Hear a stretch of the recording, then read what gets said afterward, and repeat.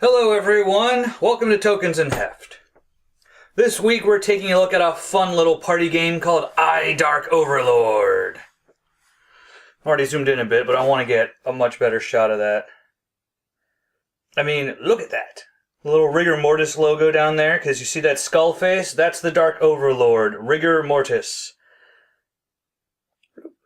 A card game of groveling goblins and wild accusations.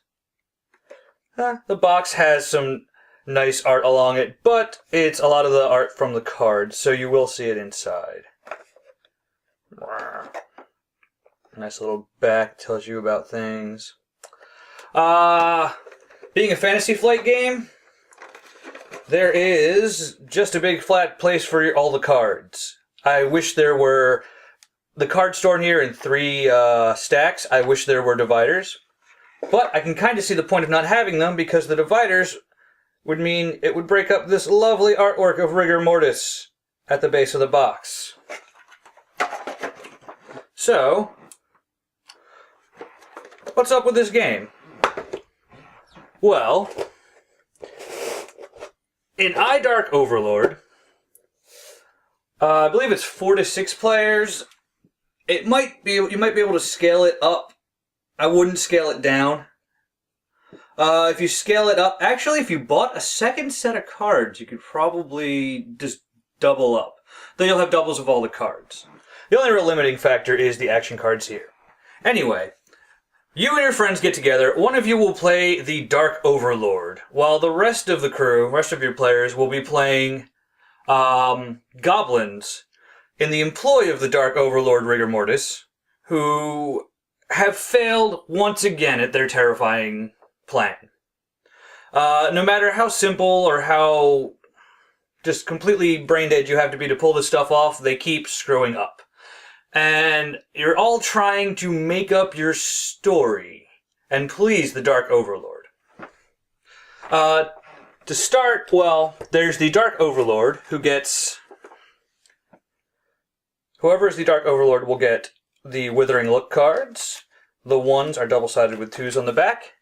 There is a single 3. All the other players will get 1, 2, 3 of these hint cards. And 1, 2, 3 of these action cards with a little gobbo face on them. Hold on, I think I'm going to sneeze. Oh, and of course now it just passes by. So, let's take a look at hint cards first. Hint cards, again, with the Rigor Mortis' face on the back, are all going to have a title, a picture, and a description. This is the stupefying object. The always effective spell of the mystic darkening occlusion. You don't have to worry about any of that. None of it there's no mechanical thing for anything.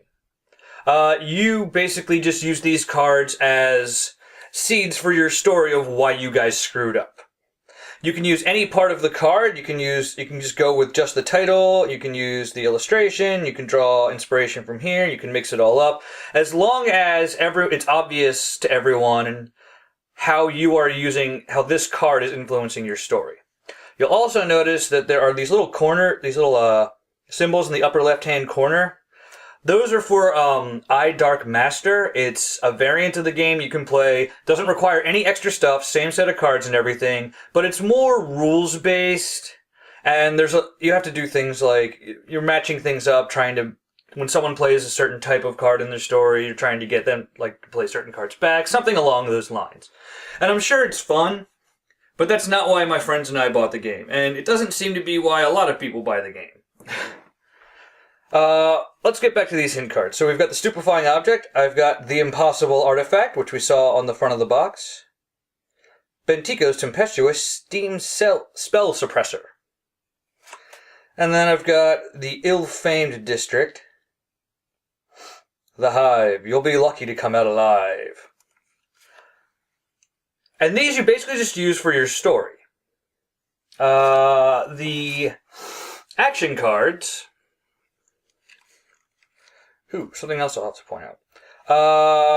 Wow. All of these are pass the buck cards. Let me see if I can get myself... There we go. Put that guy back. You'll notice that these guys, some of them will have either or symbol. There's pass the buck, and then there's hold it. The way this works is when you're telling your story, you can pass the story on to someone else, and you'll do that with a hint card. So they'll have to, whatever hint cards you play with it, they'll have to use that card to pick up the story that you kind of are trailing off of. Or there's the hold it. Hold it is really fun because you just play that with a hint card as usual, and now whoever's currently explaining themselves to rigor mortis will have to incorporate the detail you just threw out into their story. That's the basis of the game, is telling your stories. It'll start off, the game always starts off with the Dark Overlord coming up with some sort of plan and demanding why you all failed. I believe the first time I played this as the Overlord, I'd sent you all, I'd sent everyone out to go and plant these ice flowers, which will make all the other flowers turn to ice. And without flowers, there will be no happiness. And without happiness, I will reign supreme. So how did you all screw this up? How did you all ruin my plan? It was so simple. You had to plant flowers. And then the Overlord will just point at someone, whichever player they want, and say, "You there! How come you failed me?" Or any variation thereof. And it is now their job to use their hint cards to try and tell their story. It's like, well, we were following your map correctly, but somehow we must have taken a dark turn and we ended up in the ill-famed district. And it was terrible, and we were accosted several times and we almost got hurt. Thankfully, I remembered to bring along the spell suppressor so that I was able to stop these nefarious magical malcontents from absconding with our precious resources. And now, at this point in my story, I only have one of these cards left in my hand. So, you'll need to play one. You need to play at least one on your turn. At least one hint card. And you'll need to play a pass the buck card. If you have no pass the buck cards in your hand at the start of your turn, at some point in your turn, you're going to have to tell everyone this, and you will automatically receive a withering look from rigor mortis. Now, back to my story. I've got the one card left, the stupefying object. So now I might play this, pass the buck. Actually, hold on a sec.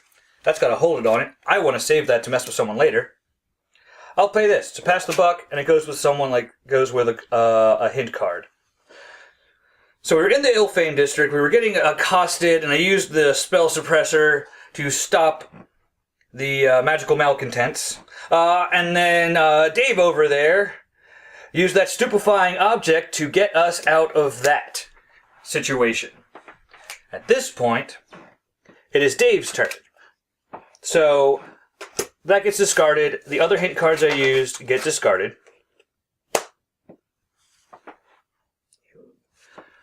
And I would draw back up to 3 hint cards. Now, since it's the beginning of Dave's turn, the first thing this hypothetical Dave does is draw an action card. And then 1, 2, 3... I'm going to give him a fake hand.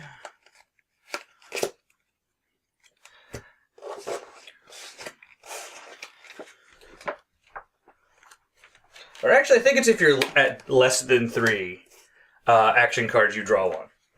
So now it's Dave's turn. He's using some sort of stupefying object. The stupefying object managed to confound them. They all thought that the snow was falling and took off for warmer climes. And then somebody might throw down, somebody else out of turn might throw down a hold it. and say, no, you made them think it was a sunny beach resort, and they thought they were in the wrong place, and they left. And then you have to figure out, you have to go along with it. And if you stumble too much, if you at any time displease the Dark Overlord, which is entirely at his whim, then you'll receive a Withering Look card. And that's bad. If you offend the Overlord again, if you take too long with your story, if you don't have a pass the buck card when you start your turn, if for any reason you displease the Dark Overlord, then he'll have you flip your Withering Look over to the second side, and you'll see he's getting closer. And then, if you continue to screw up and annoy him and do things incorrectly and just mess everything up, then the Dark Overlord will give you the third Withering Look. At which point the game ends. You're not really playing to be the one winner, you're playing to not be the one loser. And at this point, you can have the loser can take over Dark Overlord, you can roll dice, do it however you like, and switch it up until it's someone else's turn. It's kind of hard to explain how much fun this game is just from mechanics, because the mechanics aren't a whole lot. You know, a few things I should note mechanically. Another thing, Rigor Mortis, the Dark Overlord, he does not have to wait for someone to play a pass the buck card. He can just point at someone and now it's their turn to talk. If this happens, they do not draw an action card. Aside from that, everything's mechanically has been explained. The real fun of this game is you and your friends sitting around using your goofy stack of cards to come up with just why the heck you failed. It's so much fun if you can play it with a group of funny, creative people. So, I mean, here's just some of the cards. Ancient Tree, the Stone Giant, the Most Monstrous Monster, Ash, the Hellish Demon Toad. Oh, here's the puppy. Furball, and it just purrs. Isn't that cute? And you might have these in your hand, and you'll have to incorporate them into your story, or someone might throw them into your story.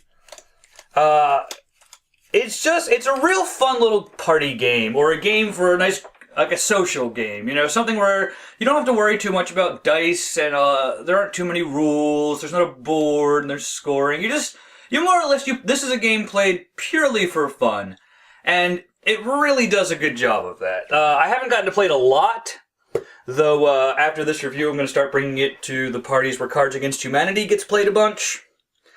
And we'll see how it does there. I think it's a lot of fun. The group I've played with has been great. There's a few times we've played a quick game of this before, something like Dungeons and Dragons, to kind of get everyone in a bit of a good mood, kind of get everyone in that treacherous dungeon delving kind of mind space. And it's a lot of fun. It's a great little game. It's a little box of cards, so, you know, it can't be that much. Do I have an MSRP? No, I don't. Honestly, it should be like 20, maybe 30 at an expensive place. But it's a great little game to just have around. And a fun thing with this game that I just realized, this is a game that really, I think, actually fits all ages. Oh, wow. The back of the box says 14 up. I don't think so. I think you could play this game with little kids, and they would think it's great. Trying to see what's up with a 14 up. I mean, okay.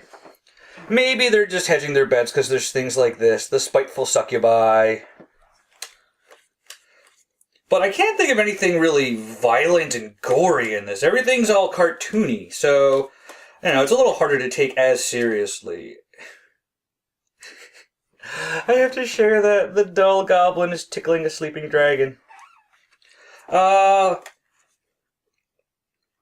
Yeah, I mean, maybe just like the sexy lady art is why they wanted it to be 14 up. I don't know.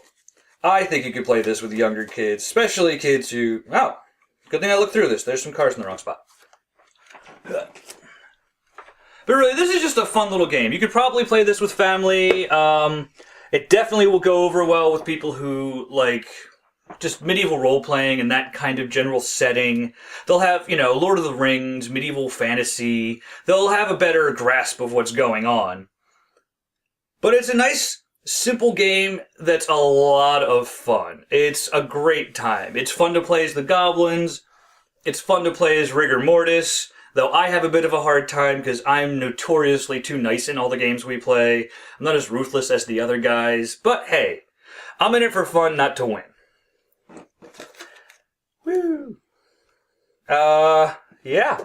So I guess that's all I have to say about iDark Overlord. It's just a fun little group social party game that's a lot of fun and has you and your friends scrambling. It's really...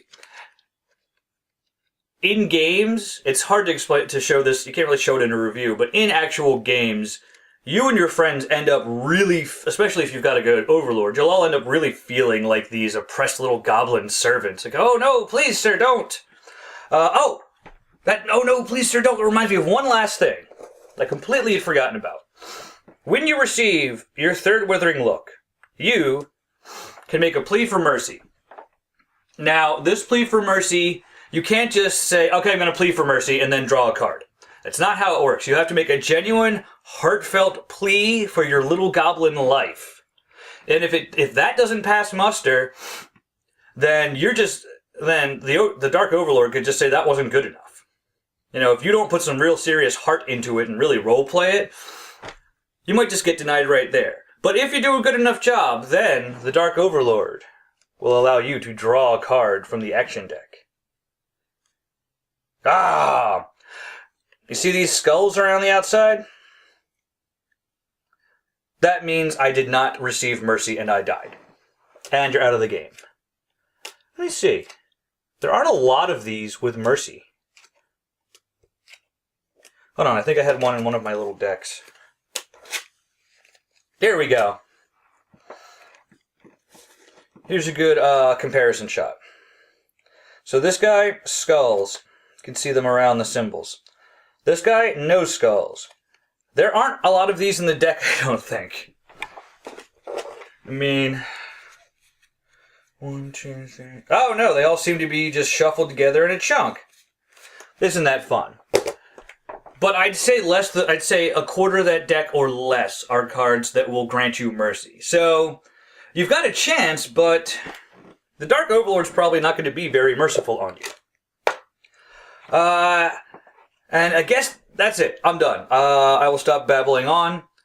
iDark Overlord is a really fun little game. If you like the general theme of it, I definitely recommend you go pick it up. It's not a big investment, and it's a real fun thing to bring out at parties when you have... Just at parties. It's a great little social game. I've said that like 30 times. It's fun, isn't it? I will leave you with a Withering look from Rigor Mortis, and I will see you guys next time.